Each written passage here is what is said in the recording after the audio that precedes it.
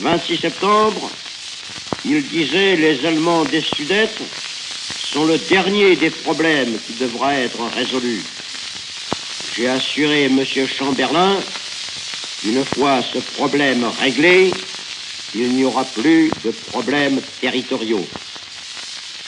Et le 29 septembre, à la conférence de Munich, il nous affirmait et m'affirmait à moi-même à plusieurs reprises qu'il ne songeait nullement à annexer les Tchèques, qu'il n'en voulait d'ailleurs à aucun prix, parce qu'il tenait à maintenir intacte la pureté de la race allemande.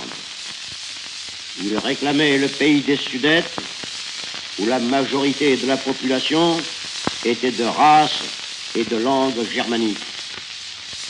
Soit a-t-on pensé.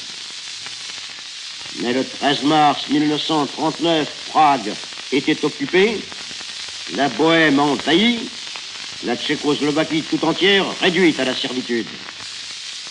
Le 12 septembre 1938, M. Hitler disait encore « L'Allemagne a décidé et elle a promis de considérer les frontières de la Pologne comme irrévocables. » C'est pourquoi, lorsque M. Hitler nous dit aujourd'hui qu'après avoir détruit la Pologne, il ne demande plus rien, lorsqu'il affirme qu'il ne veut rien de la France et qu'il respectera ses frontières, tous les Français savent qu'il ne manquerait pas, s'il le pouvait, de détruire la France, comme il a détruit l'Autriche, comme il a détruit la Tchécoslovaquie, comme il s'acharne à détruire la Pologne. Mein Kampf nous avertit. N'y est-il pas écrit qu'il faut isoler la France et l'abattre?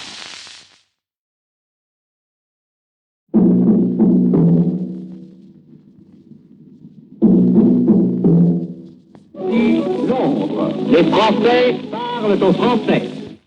L'honneur, le bon sens, l'intérêt supérieur de la patrie commandent à tous les Français libres de continuer le combat là où ils seront et comme ils pourront.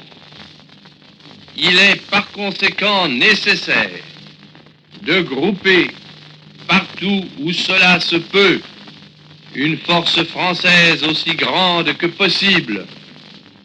Tout ce qui peut être réuni en fait d'éléments militaires français et de capacités françaises de production d'armement doit être organisé partout où il y en a. Moi, général de Gaulle, j'entreprends ici, en Angleterre, cette tâche nationale. J'invite tous les militaires français des armées de terre, de mer et de l'air.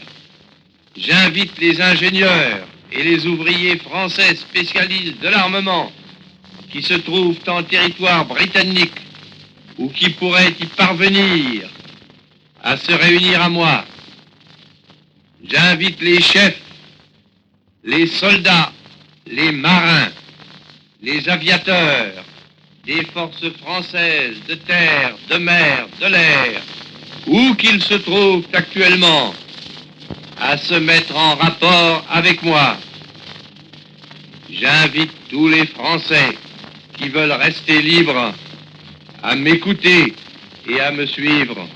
Généraux, commandants supérieurs, gouverneurs dans l'Empire, mettez-vous en rapport avec moi pour unir nos efforts de résistance et sauver les terres françaises. Malgré les capitulations déjà faites par tant de ceux qui sont responsables de l'honneur du drapeau et de la grandeur de la patrie, la France libre n'a pas fini de vivre. Nous le prouverons par les armes. Vive la France, libre, dans l'honneur et dans l'indépendance. Nous espérons que vous avez apprécié cet aperçu. Pour continuer à écouter ce livre audio sur Google Play Livres, utilisez le lien dans la description de la vidéo.